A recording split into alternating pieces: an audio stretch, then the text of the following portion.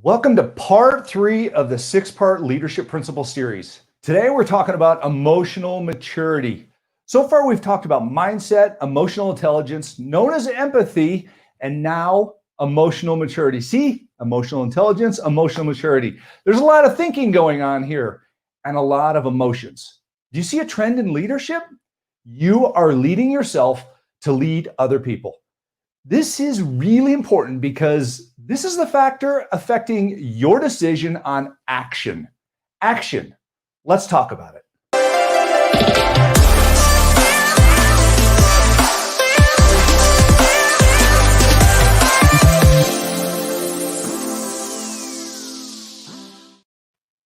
Emotional maturity.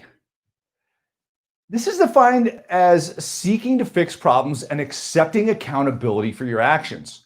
More than anything, it's choice management.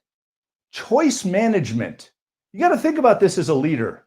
How do you manage your choices? Here's a great example of this. You have a day planner, a calendar of some sorts. I don't care if it's on the wall, if it's on sticky notes, if it's in a book. And it has a scheduled trip to the gym. But you don't want to go because you just heard that a new episode of your favorite series just showed up on Netflix. What's your choice?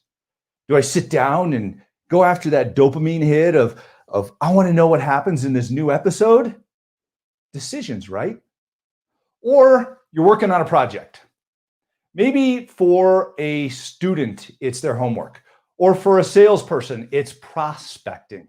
And someone shows up and asks you if you want to go do something. Let's say, go get a bite to eat, but you know you need another 30 minutes. Do you say yes, or do you say no, you need to finish? Decisions. Keep in mind, this is just a small example in business. It's a small example. And in life, you have far bigger decisions to make besides going to dinner. In fact, you should look at this decision management process as when you say yes to one thing, you're saying no to so many more. So think about that. You're going to say yes to something. What are you saying no to? It's the same thing in business.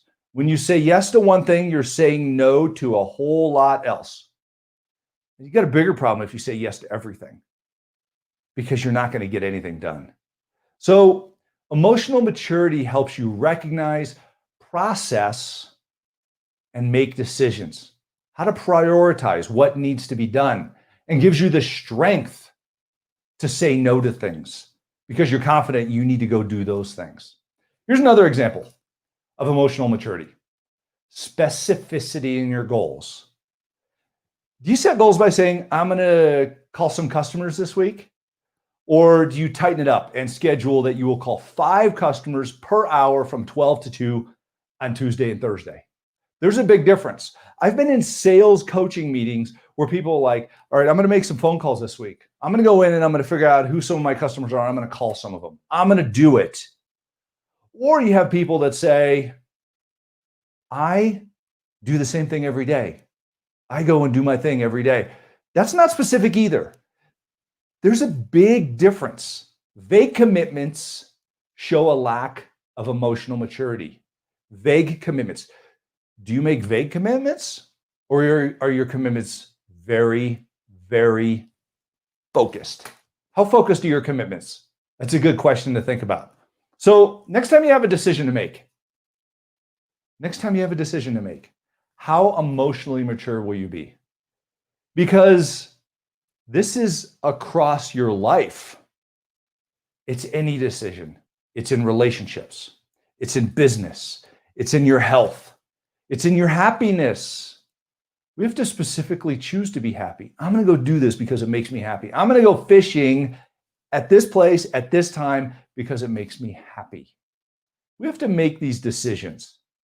So, how emotionally mature will you be? That's my question for you. That's the challenge. So remember,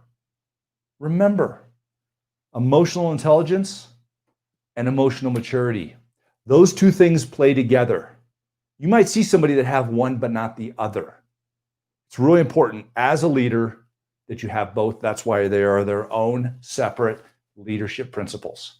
So that's my thought for the day. Be safe, be strong, be well. Love you guys. Thanks for all you do. We'll see you tomorrow for the next part in this series. Oh, don't forget, check me out on Start With A Win, startwithawin.com, the podcast that I got running. We are approaching episode 100, and I have a very special guest coming up here pretty soon. So get caught up on those. I was going through all of them yesterday. There's some good stuff in there. I like to go back and listen to those ideas. Have a good one. Bye.